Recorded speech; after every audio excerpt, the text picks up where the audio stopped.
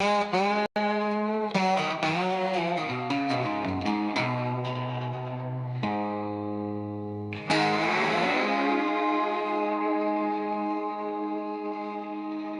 to the Unreligious Podcast, where we spread the love of Jesus without judgment or bylaws, focusing solely on Christ and the Bible. I'm Chris.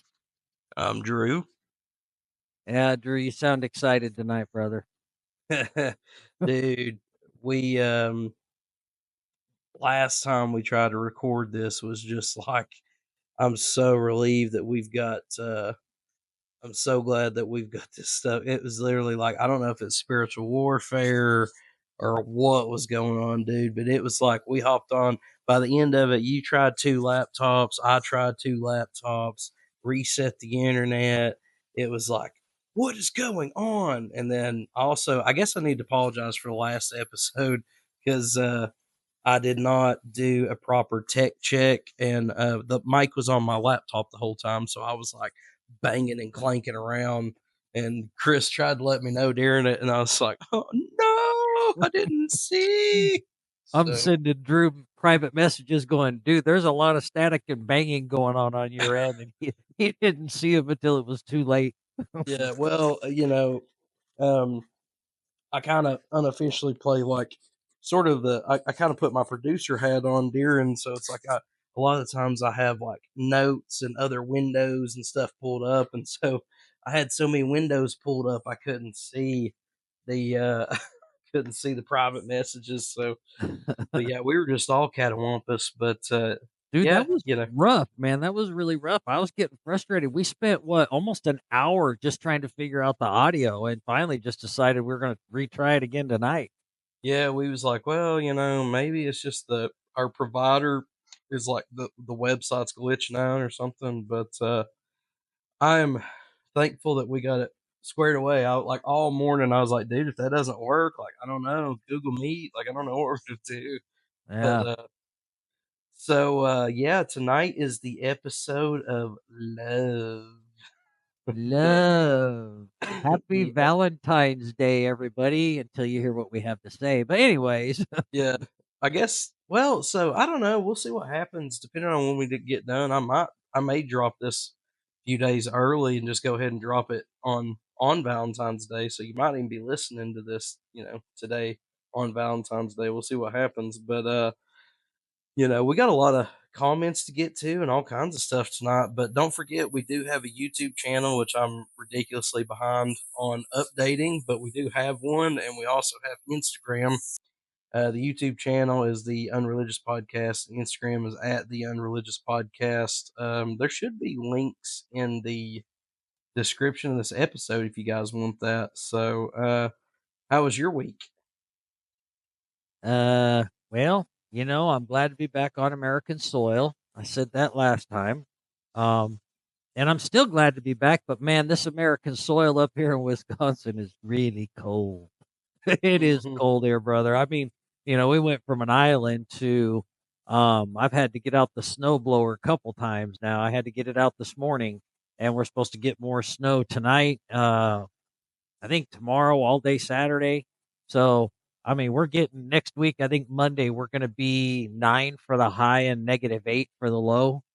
So, yeah, I mean, I'm glad to be back for sure. I'm thankful, praise God. We've got a house to stay in. We've got heat. We've got food in our stomach. So I can't complain, man. I'm just glad to be home.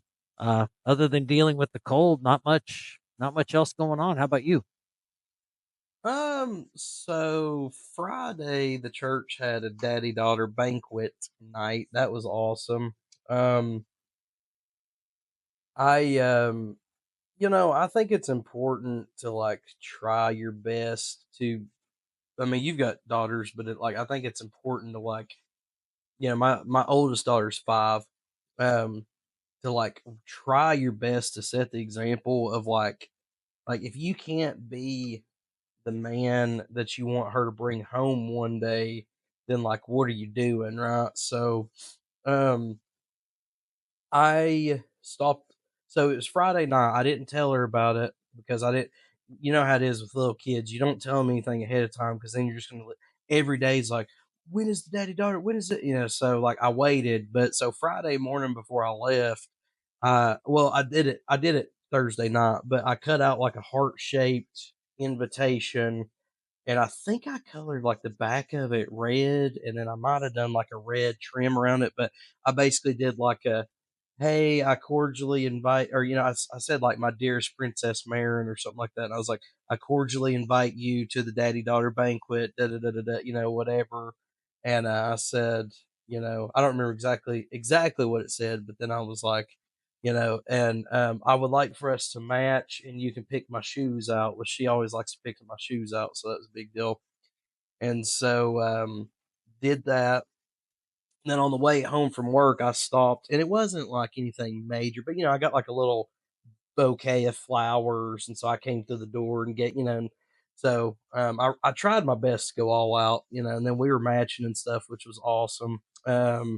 I'll try to see if I can pull up a picture real quick or something just for those that's watching the video. But yeah, we went to that, did that. It was awesome. Had a great time.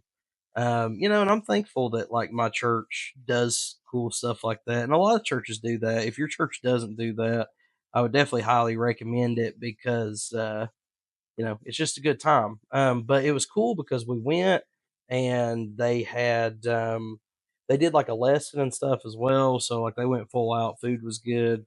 So we got to do that Friday night, and then Saturday was Parents' Day out, which was cool. So me and my wife got to have like our first date night, and like, dude, I can't even remember how long. It had been so long. I think it was like 2019 or something since we had a date night. Um, so that was kind of insane. But it was nice. Went to the pinnacle of dining, which was Outback Steakhouse.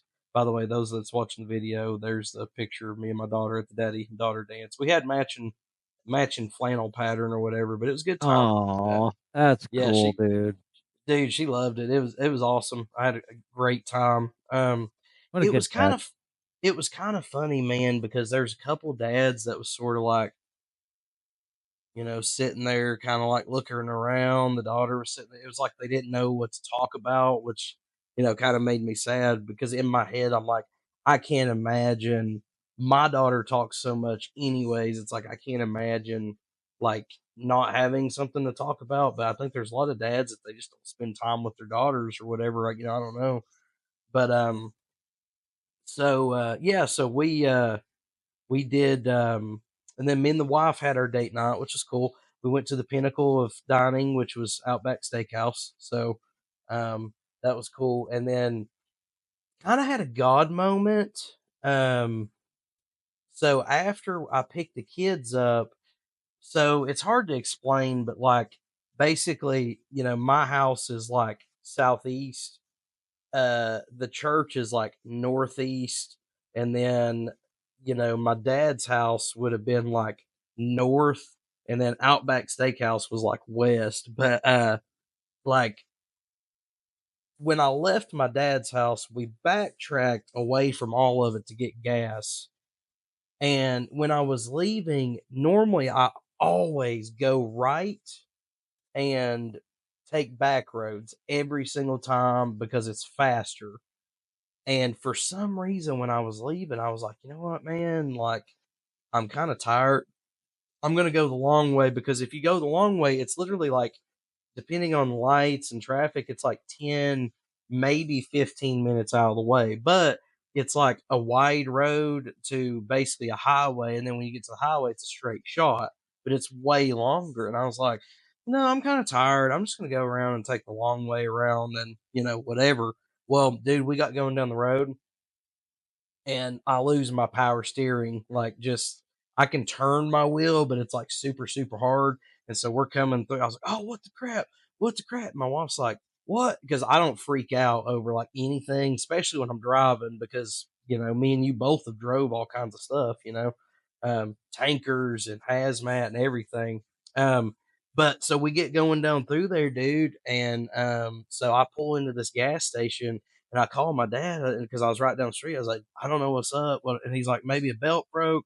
Hopped out, belt was fine. I had an oil light, and then we got to looking underneath, and it looks like it was leaking some oil. So he thought maybe it was like a seal of some sort, not like a gasket, but just, something got loose or whatever. But long story short, we ended up swapping vehicles. I followed him back to his house. He got it back to his house. But I just remember thinking, like, dude, that was such a God moment, because had I went back roads, it would have been very, very dangerous, because when I lost my power steering, I was also losing all of, when I do thumbs up, I didn't even know that, dude. When I What did the heck was that, dude? when I did thumbs up, it started doing uh, the But fireworks. but watch. It does it when I do it, but only on your screen. Oh no, it didn't. I thought it was doing it even though that was crazy, dude. Okay, for those of you that's listening to this, literally, I was mimicking a steering wheel, and then I guess I made a thumbs up and smiled, and it like started doing fireworks. See if it does it on yours. Thumbs up and smile in between your face, though. There you go. See if it does it. No, No, it's only on yours. How funny. weird. Anyways, yeah, So listen, weird. you got to go watch it on YouTube. I was sitting Yeah. there, and all of a sudden, his whole face goes dark, and it's just his silhouette with all these fireworks going off behind him. I'm like, what just happened? Yeah, I did not know that it could do that. But yeah, dude, if I would have went the way that I was gonna go, it's Mm, like, I mean, we're talking like the kind of back roads that country songs are written about. There's no hmm lights, pitch black, windy, blind. I mean, it would have been very dangerous. And I had both my daughters are in the back. So if I would, I couldn't, even if I put my four ways on, I was losing power. And at the time, I thought I was going to lose my battery and stuff. So definite God moment. That was a big one. But yeah, it was, that's divine intuition. yeah, dude, and it's that still small voice that, we always talk about or whatever, so, God talks. We just got to listen. yeah. Well, good, So, man. Yeah, good for you on your date night. That's part of our discussion in this episode. That'll be in there yes. about having that. So yeah, you kind of rolled us right. You kind of took that airplane down the tarmac and got us up in the air here. Yeah. So, tonight's episode, which if you guys have any comments, by all means, send them to the unreligious podcast gmail.com. Also, feel free to hit us up on our socials. We'll find it. I might be a little late on the YouTube because, like, I don't check it as often as I probably should. But yeah, now I do, before we start, and we're going to start with what is not a godly marriage, and then we're going to Mm, flip it and then go into something else. But before we start, we have a crap ton of comments, which made me happy. Um, so we posted on our social media, on our Facebook page, which if you're not following it, I mean, what are you even doing, with your life? right? So I posed the question. I said, basically, what is a godly marriage to you? Do you have any tips? Something like that. I don't remember the exact post, but so I took that and I shared it to my personal profile, as well as just I took some of these comments from the thing. But so Danielle says, following might need to know this someday. Shrug. Angela said, and Chris has not heard any of these, so I'm Nope, just it's gonna all new to fire me. these. So Angela says honesty and respect are key. It's a good Mm, point.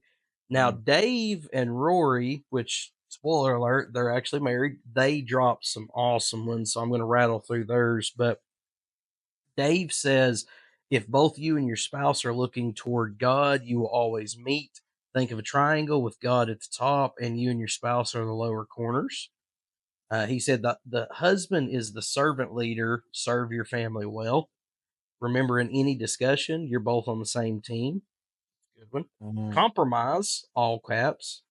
Uh, Also, sex is not a weapon to withhold or hold over your spouse's head. That's kind of a big one because, I mean, Uh-huh. literally, without physical contact, you're basically just roommates. Uh-huh. So, uh, laugh and have fun with each other. Time goes fast. All good stuff. And then Rory basically said, "You took all my good ones, but." She says, never talk bad or air frustrations out about your spouse to others. Mhm. Very, That's very, a good one. very, very big. A I good one. try my best to not do that as well. Um, and honestly, another thing too is I've never been the type of guy to talk about what me and my wife do in bed with someone else. And I was Not a good talking to idea. I was talking to another brother in Christ, but like I was telling him, I was like, for one, it's disrespectful to her. For two, I would like for those things to keep happening. For three, though, when you describe things that you are doing with your spouse to people that are not your spouse, like especially for us guys, Mhm. they're picturing Mhm. your spouse and you or themselves or whatever.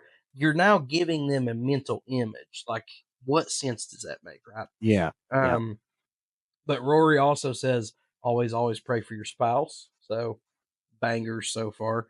Dustin says, and I'm not using last names or anything on purpose, obviously protecting, identities and stuff here, but you guys know who you are. Um, Dustin says, make it a priority to outserve each other. That's a good one. Ooh, Um, that's a tough one. yeah. Audrey says the triangle of God, you and your spouse, the closer you are to God, closer you will be together. So again, triangle thing. Yep. Um, Ivan, he says communication and giving each other grace. That's a big one, dude. Grace and mercy is so big. Alice says praying with your spouse. Our marriage completely changed when we started praying together. That's something that a lot of couples just don't do, man. We're two or more Um, together. yeah. Vernon says be friends first, plan plenty of time together, have real conversations about things that need to be talked about, give grace and forgiveness. So, grace, there's that grace word again. Birdie says always put God first and the rest will fall into place. Zeeb says this one's this one's kind of an interesting one, but it's kind of like it's true though. He says make love once a week. It's hard to fight with someone you're sleeping with, so you're not wrong. you know. So Vicky says God must be first in all things, the rest will fall into place. Scott says, I believe it starts with prayer. And these verses, 1 Peter 3:7-9 and Ephesians 5:25 and 6, are there for us. And then there was actually a couple more. Let me see if I can pull those up real quick. Because I reshared this to my page the other day just to make sure. I want to see if there's any other people that want to chime in because we were getting some awesome, awesome tips. Um, Michael says, cherish each other as Christ cherishes his church. That's a good one. Elizabeth says, respect each other, respect each other's opinions and beliefs and feelings, even when, especially when you're angry or you don't understand. That's a good one. So yeah, a lot of comments. So any that stick out to you, what's your thoughts on just initial reaction to all the comments that we got? I think the triangle. I've heard that quite a few times. That's one that my wife lives by. Is the triangle. The God is at the top and we're on both sides, and we make that perfect triangle. And it's kind of like the further you get away from God, the more you start separating your relationship. And I can completely understand that. Mercy and grace, dude. Grace, yeah. Yeah, there comes a lot of grace with the relationship. You have to, you know. So yeah, I think Yeah, that those are all amazing. I mean, I think everybody is. It sounds like there's quite a few seasoned relationship people out there. You know what I yeah, mean? yeah. I mean, and like you said, I mean, dude, when it comes to marriage, I mean, there's not always 1,000% it's one of those things where everybody knows what the right thing to say is, but then applying it is something else. But Yeah, and then um, going to the um compromise is a huge one as well. I don't know who mhm, said that, but the that was compromise, Dave. because I don't care who you are, I don't care what relationship you're in or who you're in that relationship with. You're not always going to see eye to eye on every single thing every single day. Yeah, So when you don't see eye to eye on certain Matter things. of fact, you're not going to see eye to eye on a lot of stuff. Right, right, I right. mean, So mostly small stuff, but I mean, that small stuff's what makes it, yeah, so the make, compromise, you have to be able to come to those compromises. Otherwise, there's just resentment towards each other. You know what I mean? If you yeah, can't compromise. But yeah, dude, I thought those are amazing. I love it. I love people interacting. I love that they're getting involved and shooting us their thoughts. I mean, yeah, that's all pretty spot on to I think what our podcast is going to cover. yep. So tonight's episode again, we're basically just talking about godly relationships, the war on marriage, dating. How do you date and keep God at the city? We're gonna cover all that, but just relationships. It's the love episode. Yeah, So, sweet Valentines episode. so here's kind of an outline. We're going to start with sort of the opposite of a godly marriage, and then we're going to work backwards.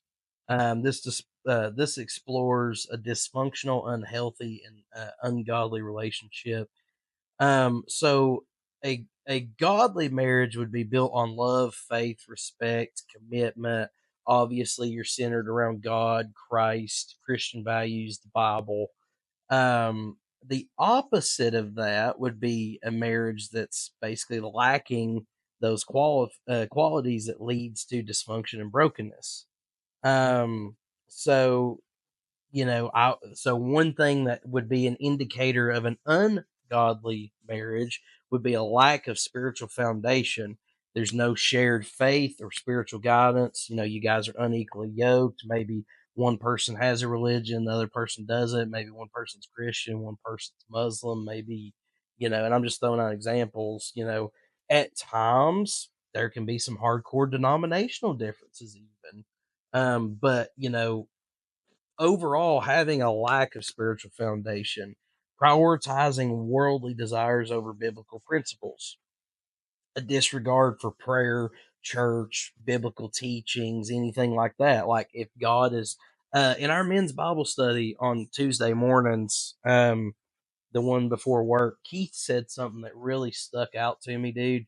He said, if God is not Lord of all, then he's not Lord at all. Mm, I mean, and when he said that, I was like, dude, that's so dude, true. that's a banger. That's a good one. Yeah, yeah. Oh Like yeah. I seriously, was like, if you think about that, that's deep, man. That's yeah. spot on. I mean, if he's not Lord of all, he's not Lord at all. If he's not Lord of all in your marriage, and dude, and I've talked about this before. It's something me and my household struggle with today because when me and my wife met, we wasn't living right. Like we wasn't living for the Lord. God was like an afterthought. And we dated, courted, got married, had our first kid before we started going to church together. Somehow I was able to help lead her to Jesus. But dude, like, so we built our house and our foundation and then tried to put God into it. And dude, that's hard. There's a lot of you guys that's listening to this that does that or you're doing that, and it's hard, dude. It's not easy. So build it the right way first, if at all possible. But another example is absence of love and respect.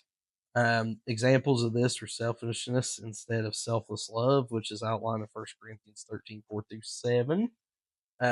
Constant criticism, belittling, a lack of appreciation, emotional neglect, and lack of kindness. Those are all some examples of absence of love and respect. Uh, Another example, example number 3, would be poor communication and conflict resolution. Frequent arguments filled with anger and resentment, no willingness to listen or understand each other, use of manipulation, silent treatment, passive aggressive behavior. Dude, that's such a big one is passive aggressive behavior. Yes, it is. Um, that's something, and again, dude, I am not perfect. I'm far from perfect. Any one of us, whether you're a Christian in a godly relationship, marriage, you can let any of these, creep in at any point, dude. Um, Dude, I think that yeah, the passive aggressive thing, For people out there listening that don't understand what that is or kind of confused by it, passive aggressive statement would be something like, I love you so much, but I don't like you. You know what I mean? That's passive aggressive. You're softening them up for the blow. You know what I mean? And I just, yeah, Yeah. it happens all the time, dude. It's not a good thing in a relationship. Yeah, or like when you don't talk, but you just slam stuff. Oh It's yeah. like, Oh yeah. yeah. So another example number four would be infidelity and broken trust, emotional or physical affairs, Mm. emotional or physical affairs, Mm-hmm. dishonesty and deceit as a pattern in the relationship, inability to forgive or rebuild trust. The infidelity, man, that's a big one. Women cheat emotionally, men cheat physically a lot of the time. Um, and it's kind of biblical. Like, you know, I would highly recommend everybody do the love languages thing. Me and my wife did that as part of our Sunday school class. I believe it was. Let me look it up real quick. Gary Chapman is the one that wrote that book. It's a great book. If I remember, I will put a link into the description. But basically, he boils it down real simple.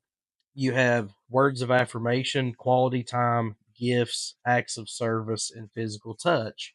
Everyone loves differently. Some people want to spend quality time, some people want words of affection, some people want gifts, some people want acts of service, physical touch. Um, but loving your partner how they love in their love language, that's a big one. But a lot of times when you're not loving your partner in that love language, you just drift. And Mm-hmm. but infidelity, that's a big one. There's a war on marriage, which we're going to talk about here in a minute. But a disregard for biblical roles and responsibilities, no servant-hearted leadership from the husband, which is in Ephesians 5:25, no respect or support from the wife, which is in Ephesians 5:22 through 24, viewing marriage as a competition instead of a partnership. Um, Six would be lack of a commitment and covenant mindset, viewing marriage as temporary or disposable, threatening divorce as a manipulation tactic, no willingness to get through difficulties, things like that. And then seven, which is the um, second to last one, worldly influence over biblical guidance. I think I kind of mentioned that earlier. And then eight is unhealthy family and parenting dynamics, using your kids as pawns, etc., etc. Those are just some examples of some unbiblical of an unbiblical marriage. Or Thoughts on relationship, yeah. yeah, or relationship, but thoughts on that? I mean, I think we both have been there in the past with previous relationships and Dude, I whatever. have been in previous marriage. I've been in previous uh, engagement that never made it to marriage. I have been in the dating world, and I'm currently in the married world again. And dude, I mean, I'm not trying to act like I know it all, but I've seen it all. I've done it all, dude. Really, I mean, seriously, I've done all the bad that in a relationship. I've done all the good in a relationship that I could. You know what I mean? And it's, man, relationships are tough. That's why, Jesus said, even Paul said, it's better if you're single. You know what I mean? Paul says it's better to be like me, and not be with somebody, but because of lust and because of our need to be physical with women, we have to be married to be able to do that. So, and Paul and Jesus say, hey, if you can't abstain from that, then by all means go ahead and get married so you don't sin. Yeah, And I think that when it comes to the relationship side, one of my big telltales, Drew, and this may sound funny, it may not, but whether you're married or whether you're dating, a lot of what can tell your relationship is, are you willing to get up and leave your phone in the same room with that other person completely unlocked? yeah, If you can do that and you've got nothing to worry about, they're going to see anything on that phone or find anything on that phone should they decide to go through it, you're on a pretty good track with a good relationship so far. That's one of my Yeah. telltales. If you're worried about leaving your phone with, they might see Or something, or if they're they or like, yeah, or they're hiding the screen from you, or their phone is always locked and they won't ever let you borrow it or use it for a calculator or whatever the case may be. There's something being hidden there. You know what I yeah, mean? And I think that for me that's a telltale. But you nailed all of the I bad mean, things in a relationship when you me don't have God. me and my wife both know the passwords or codes to get into each other's phone. I mean, the only thing we hide from each other is snacks. I mean, that's that's really about it. Like, but I mean, you have to have that openness and you have to have that trust. Otherwise, if you don't, like, what are you doing? Yeah, But like you said, absolutely.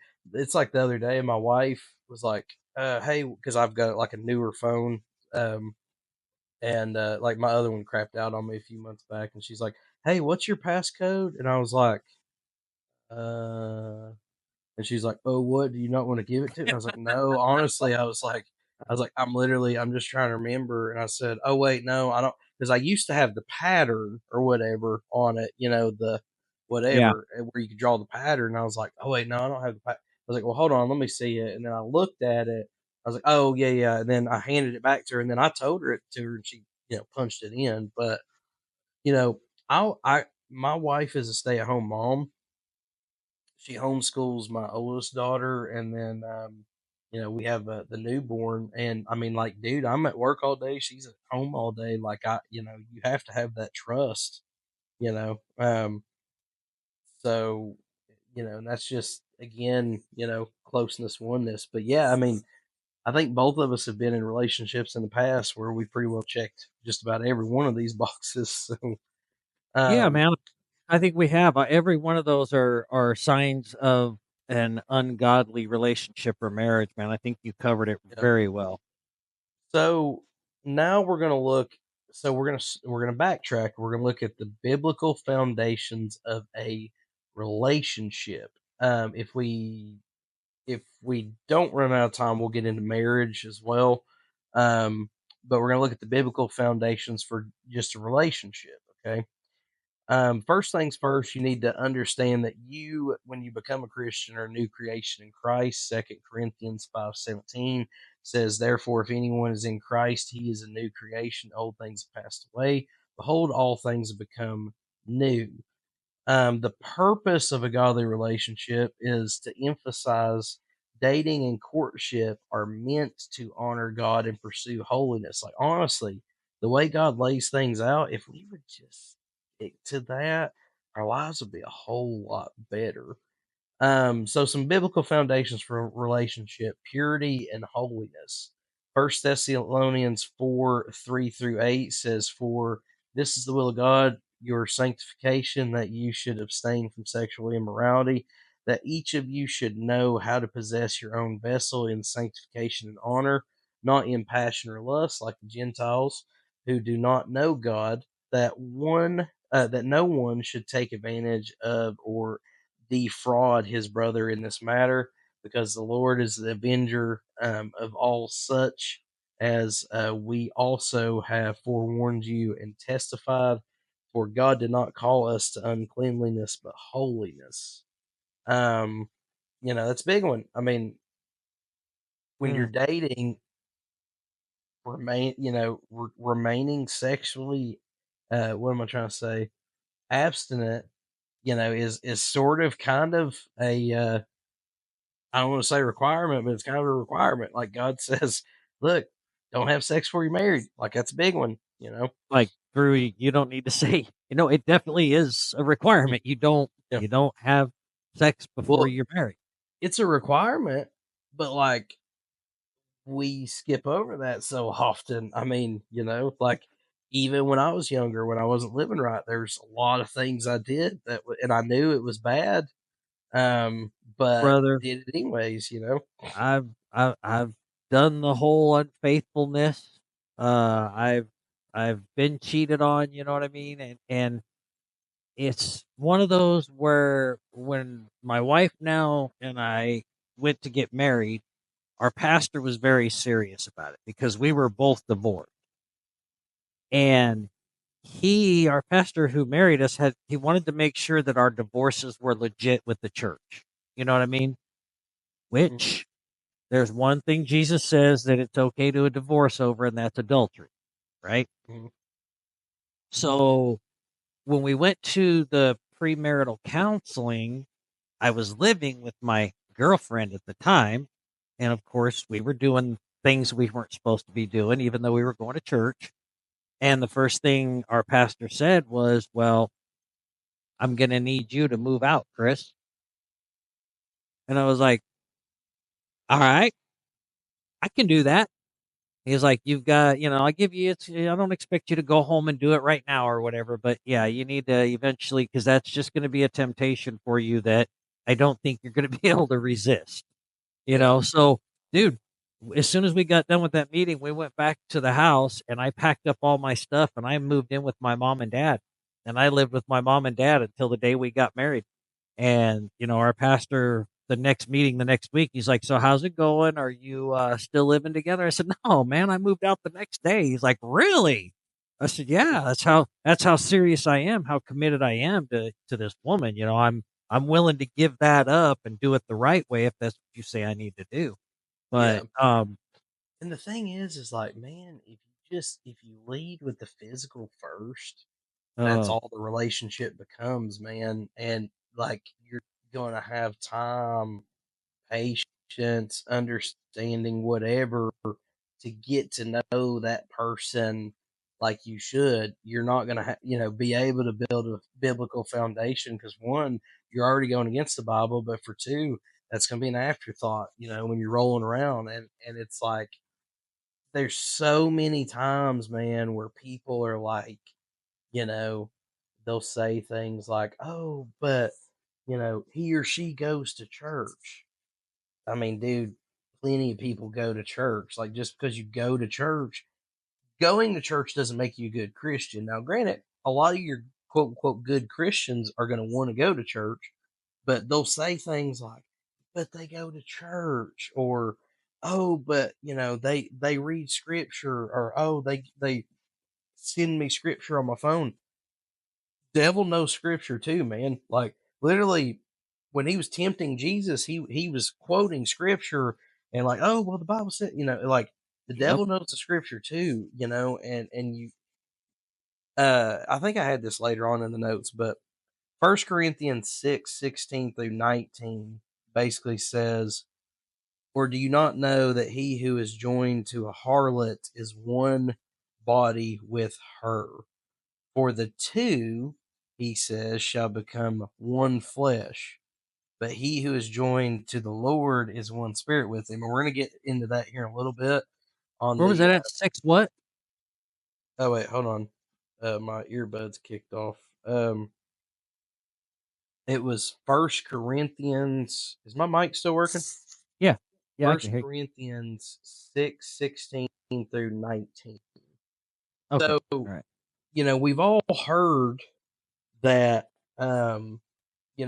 where the Bible talks about, oh, when a husband and wife become, when they get married, they become one and they become one flesh. Well, Bible also says, like, if you get with a harlot, you're also going to become one flesh with that harlot. And I've heard people speak of before, they didn't realize how every time they had sex with somebody, they were literally giving a piece of them to this person.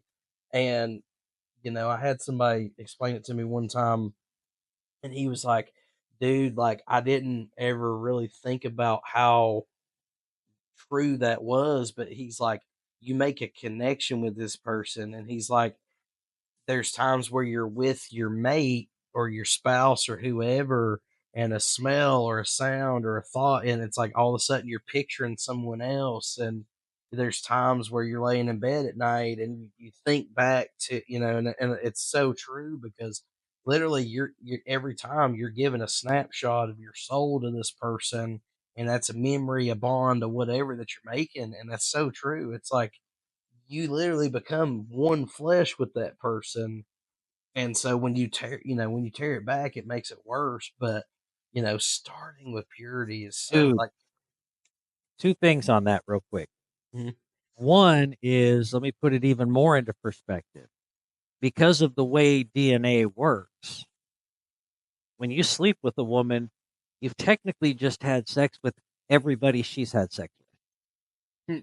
Yeah, yeah. I mean, I think remember about them. that. You Yeah, think they used to tell about us that it. in the middle school or high school.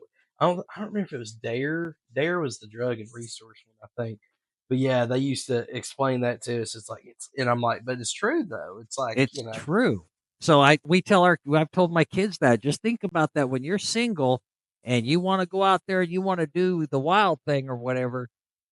If that person has slept with 150 people before you, you just slept with 150 people in that one moment. You know what I mean? Think yeah, about that. So it's terrible. But the other that's a thing lot is, of competition. dude, it's like we had a sermon at church one day, and the pastor really illustrated well. He came up on stage with a piece of duct tape, right?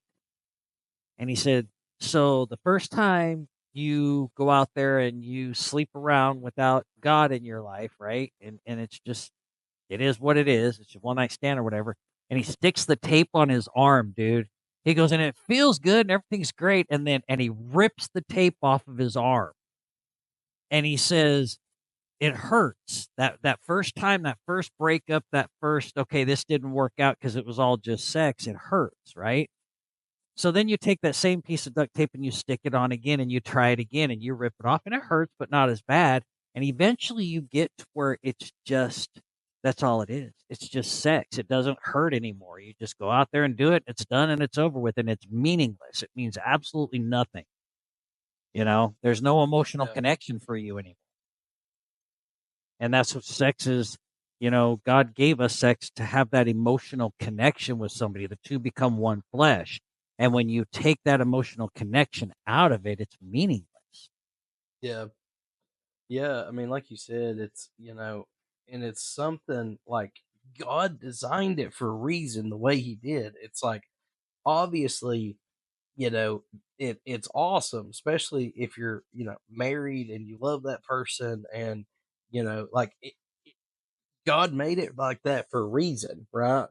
But it's like everything else. The devil always takes something good that God does and he twists it, you know, um, or puts a spin on it or makes it sound good. It's like pride, and like you take pride and then he takes it and makes it something else, Uh, God makes a rainbow, he takes it and does something else. It's like, it doesn't matter what it is, there's always something that he takes and flips it, Um, and it's no different than sex. Like, God created it to be something amazing that is shared between a husband and a wife, but then he takes it's like, oh yeah, this feels really good, like, and he always takes it and flips it and does something different with it, and it leads you down a bad road, man.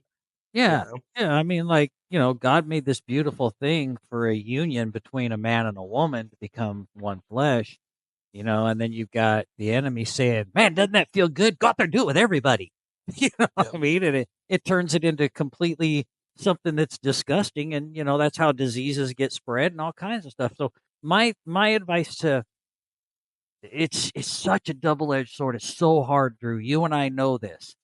I can't really speak to it from the lady's perspective. Um, I should probably have a conversation with my wife about it, but like we know as men, when that urge comes on, dude, it's like it's hard to fight off. And when you're a yeah, single guy and you're trying to date in the dating world, and that keeps coming up in the back of your mind while you're dating this person, while you're trying to get to know this person, while you're trying to see if you're going to fall in love with her or him.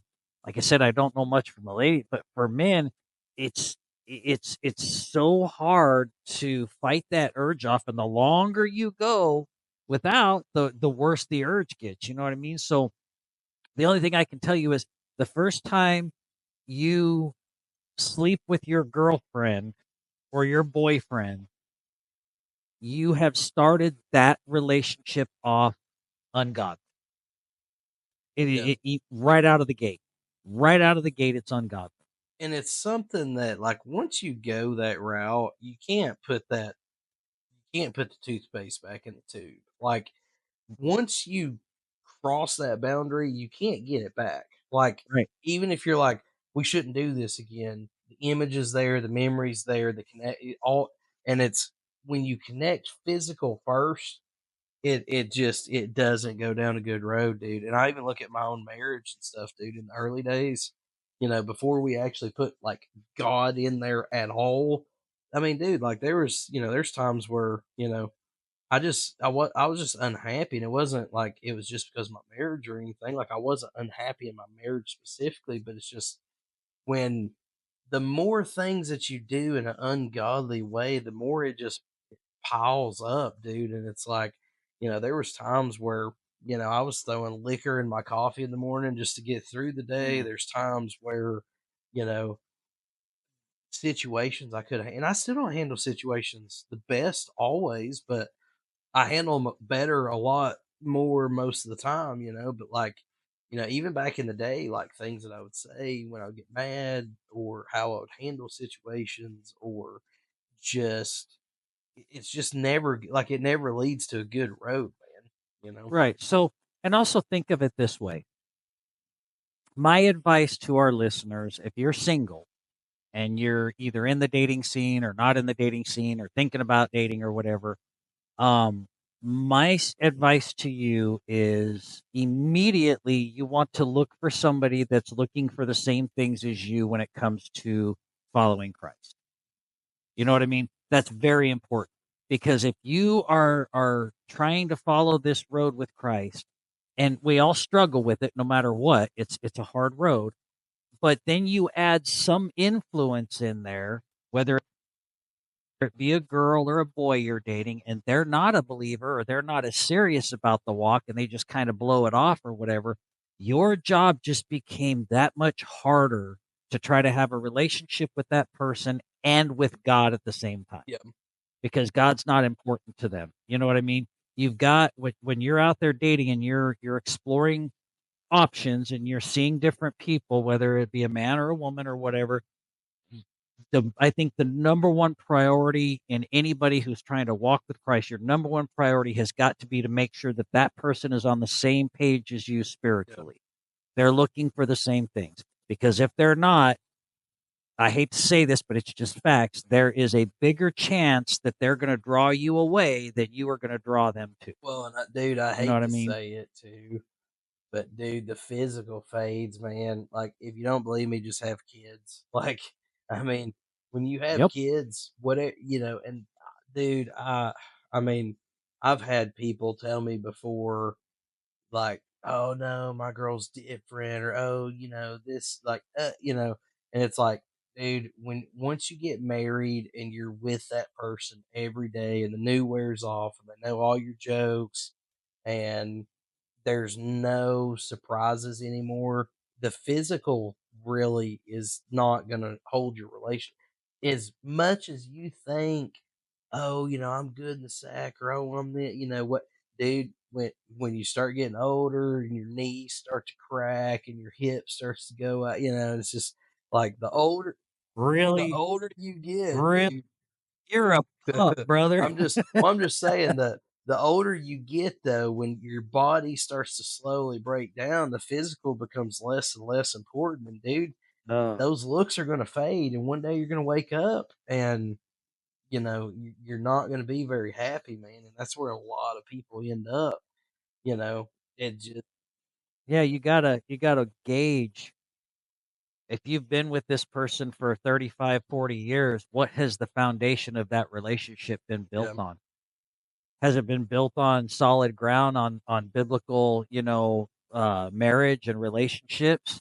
And have you built this relationship with God walking in your lives with you to build it? Or has it been one of them yeah, rocky ones where, it's been all physical? I was attracted to this person physically. We hooked up, we both enjoyed it, so we just yeah, kept doing it. And here we are 20 years later, and now the physical aspect is wore off. I'm tired of the physical aspect. So you start, oh, hey, that girl noticed me, or oh, hey, that guy was checking yeah. me out, and you start exploring that And again. You're looking for that and excitement. divorce is expensive, man. It's it's so expensive. It's expensive for a reason. But ladies, if you're listening to this, I know you think if you throw your body at him, that's just going to make him stay put and whatever. I mean, men are dogs, dude. Like the problem. Thank you. Dude, I can't believe you said it. I love you, brother. I love you. I've been saying men are dogs for like the past Dude, 20 years. I've been telling my wife that all the time. And she's like, what do you mean by that? I'm like, they are. Men are ladies, dogs. I'm telling you, you got two dudes telling you this, okay? As a man, I'm just saying. You guys, a lot of times you think, well, if I roll around in the bed with him, if I do this, if I, and I'm talking about dating. We're still talking about dating, but you think, Yeah. oh, if I dress up, or oh, if I do this, or if I just, if I'm this sexy, or I do this, and you think that the more you do, the more you're going to keep him. But the problem Mhm. is, you got to keep that pace now. You've now set the bar here. So the second that you drop it, oh, I'm on, my lady time, or oh, I don't feel that pretty, or oh, you know, he's not getting any thinner, or whatever. I really want to connect him. Doesn't matter. You led with the physical. That's all he can. That's all. Like, once we get the physical stuff, that's just all we focus on, and that's all we care on. And a lot, That's as high as our bar yeah, and a goes. lot of You know what I times, mean? man, it's like Oh, what happens is, you know, and I feel so bad because there's so many women on the internet that I feel like their self-worth is literally reduced to spinning around oh, backwards and taking a picture. And it's like, oh, if your self-worth is reduced to, and I'm saying this out of love, if you feel like the only thing that you have to offer a guy is by spinning around backwards and taking a selfie in the mirror so he can see what you look like behind, or he can see what types of your body looks like, or whatever, if you're leading with the physical, that's at that point, that's all you become. And oh, there's a lot of girls that they just think, oh, if I just, you know, throw my body, and oh, if I just do all this stuff in bed, that I'm gonna make him happy and keep him. Don't get me wrong, yeah, like that's a big key to a marriage, is and staying happy, is the physical intimacy. But the second you let up, I mean, a lot of guys, if they're not rooted in a godly relationship, they'll just go find some other lay, or oh, you know, this girl has tattoos. That sounds fun. Oh, this girl has pink hair, or it's always something, and it's literally just like checking off boxes of like trying new restaurants. That's how a lot of guys look at it, and it's unfortunate. yeah, ladies. Um, Men, we know what we're up to, and it's no secret what's going on in our minds, and it's no secret to the women what's going on in our minds. But ladies, I would say to you, um, hold out. And if a person is pressuring you to make that move with them, they're probably not a healthy human being for you to develop a relationship if they're pressuring you to do Yeah, that. If you're holding out and this person is not pressuring you, they're excuse me, they're not trying to push that issue, and they go for 2, 3, 4 months, you know what I mean, and don't ever push you, that's a good relationship to build on, because that's not what that guy is yeah, after. If he was after the sex, he'd be gone a month ago, 2 yep, months ago. You know what I mean? This ain't working for me. I'm not getting anywhere. I'm out. But like I was saying, men and women, you guys have got to be willing to abstain from that and see where the relationship foundation starts. You know what I mean? Do you guys have stuff in common outside the bedroom? yeah, Do you guys like the same food? You know what I mean? Do you guys have the same religious beliefs? Do you guys both believe Jesus was the Messiah? Do you have stuff biblically that you can talk about? You know what I mean? And my other advice, Drew, because I've been out there, is you've got to be transparent. You have got to be you. Don't put on some act to try to swooze this Oh, person dude. into wanting to marry you or Yeah. like you or love you. Be who you are. And if they don't like who you are, well, they're not who you're meant to be with. But you've got to be who you are, because the minute you start faking stuff and acting like a person you're not, and then you get that what you've been going after, and you tie the knot, and you're married, and then 10 years down the road you realize this is not the same person I was dating for a year. You know what I mean? Be yourself, and make sure your relationship starts with Christ and ends with Christ, man. That's the most important thing in any relationship as far as I'm concerned. Um I can tell you that when my wife and I were going to premarital counseling, I had some serious, and I'm just going to go. We don't have a lot of time, but I'm going to go completely vulnerable here again, Drew. I don't know why I feel so comfortable on this podcast, but I do. Good Um, back in the States. I I can seriously tell you, dude, that every woman I have ever been with, in as far back as I can remember, even middle school, has cheated on me. Every single girl, lady, woman, whatever, has cheated on me. Everyone. I've not been with a girl who hasn't done that. So when I was dating my wife and we were going to premarital counseling and we had surrendered and decided we were going to follow Christ, and that was going to be our new life, we were having a session and the pastor asked me, why I'm so insecure. I don't want her out around other men without me, and da da da da da. He said, "Well, why?" I explained to him, because I've always been cheated on and I don't trust anybody. And he said, "Well, have you ever been in a relationship with a woman where you both were building that relationship on Jesus and on Christianity?" I said, "You know what? Come to think of it, no, no. I've never built a relationship on Christianity and Jesus. And I've never been with a woman who was as committed, if not more committed, to Christ than I am." And he said, "Well, there you go. When you have that kind of a foundation in your relationship, Chris, the last thing you should ever have to worry about is her cheating on you. If she loves Jesus, she loves you, that's not going to happen." Yeah. And I was like, you know what? And dude, I've been at ease my whole marriage now, going on 15 years. I've never worried about her doing anything, because I know where her mind is and I know where her heart and soul are. And that's a game changer.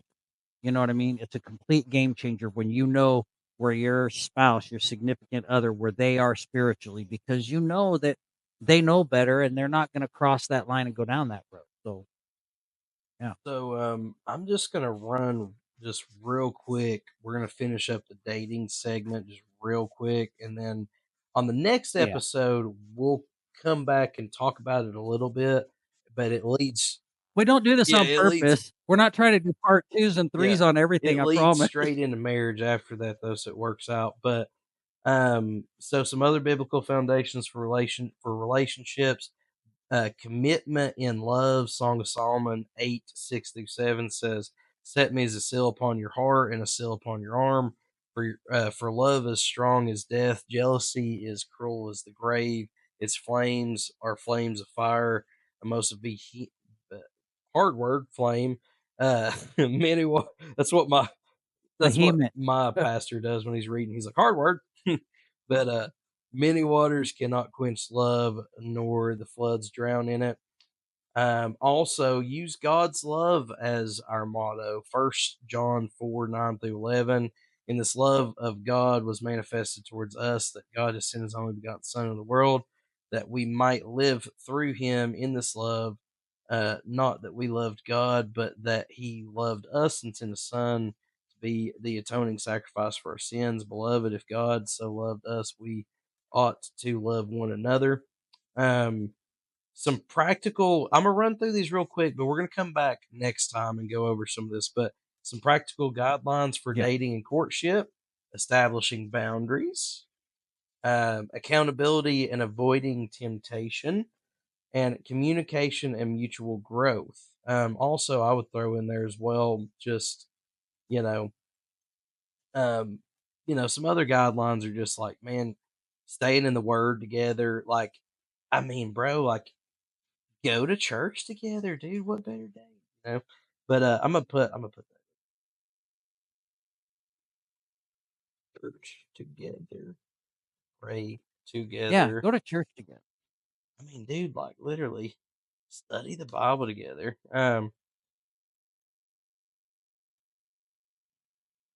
Can I just tell you something, dude? Yes, you may. When it comes to the pray together, um, my wife and I over in Portugal, we were in a bad spot over there, as sick as she was. And for the first time ever, we started both getting on our knees at the foot of the bed every night and taking turns praying. I'd pray a night, she'd pray a night. I'd pray 4 or 5 nights, she'd pray a night. Yeah, but um, but it's good, dude. It's so good. It's so good to hear what your partner, your spouse, your whatever is thinking, what they're thinking, what's going on in them when they start praying. You're hearing them pour their soul out to God. Sometimes you don't get more raw moments than that. You know what I yeah. mean? And vice versa. When I'm praying, I'm pouring my heart out to God, all of my concerns, all of my wishes, and she gets to hear all that. And like I said, it says, where two or more gather, and we truly believe that, and we have seen some awesome stuff since we've been praying together. I can tell you Well, I that. know, like, So yeah, that's something that right now. So just ever since my newborn has been born, I've mostly been sleeping on the couch, and she's been sleeping up there with the newborn because I drive for a living. So I can't necessarily be tired at work because it's like actually dangerous. But that's something that we've talked about though. Like eventually, because my daughter sleeps in bed with her um, here hmm lately because everybody's been so sick and everything. So once she goes back to her bed, that's something that we've talked about. But because I do think that's crucial. But hopefully you guys have got something out of this. We uh, we covered a lot of ground. There's a lot of comments though. I kind of thought we were going to get through the comments a little quicker, and then once I got into them, I was like, "There's a lot of comments." But we're yeah, there's a lot, but I'm yeah, glad, dude. I wouldn't take that out for yeah, nothing. I love hearing what people have to say. That's encouraging. Like I've said so many times before, it's such encouragement. It's fuel for our fuel tank. You know what I mean? When people yeah, engage with us and actually comment and have questions and concerns, I mean, that's just fuel for us to keep going and keep burning. And I know that there's a few people out there that I know of personally that are going to listen to, especially this relationship slash hmm marriage episode. I It think looks like it's going to be two, I maybe was going three to say I think I'm gonna parts. go ahead and call a three-parter because we got a lot of meat. Yeah, The yeah, outline that we you really came do. up with for marriage is awesome, and then just as the week went on, we're like, you know what? We need to add some more on dating. Um, but dude, there's just so much meat there. I feel like this one's going to be probably at least a three Yeah. parter. Yeah. So ladies and gentlemen out there listening, just remember, if you're dating right now and you're not in that married realm, or you have been in the married realm but you're not anymore, just remember, it is vital that you have yourself aligned with God before you try to align anybody else with God or align yourself with anybody else. You've got to be aligned with God. You've got to be spiritually healthy because you don't know what's going to come your way. And there, like Drew said, there are dogs out there. There are men out there who are going to pretend they're all about God and Bible and Jesus just to get close to you, even though they may not be. You have to test those waters, and you have to make sure that person is really Yep. committed, because I can promise you, if you try to build a relationship that does not have a spiritual foundation, it's not probably going to turn out very good. It's not going to be the way you want it to. I promise you that. No, But no. make sure you guys do us a favor, leave us a review. I've been doing some studies on just algorithms and stuff. That helps us out a lot if you guys leave a review. But like, subscribe. That way you get notified every time we do, and share this podcast with somebody that you think might enjoy it. Um, Yeah, sure. Trust me, you don't want a couple of boys like us coming looking yeah. for you. uh, and we're nationwide too. And then if you have any questions, again, email us at the unreligiouspodcast at gmail.com, as well as our socials. Other than that, that's all we have this week. Again, next week we're going to get into what is a godly marriage and an outline and all that fun stuff. So, Yeah, my laptop's gonna die here real soon, okay. bro. Well, we're going to go ahead and roll on out. I am Drew, And I am Chris, dying and this battery is here. the Unreligious Podcast. Y'all come back next week. See ya.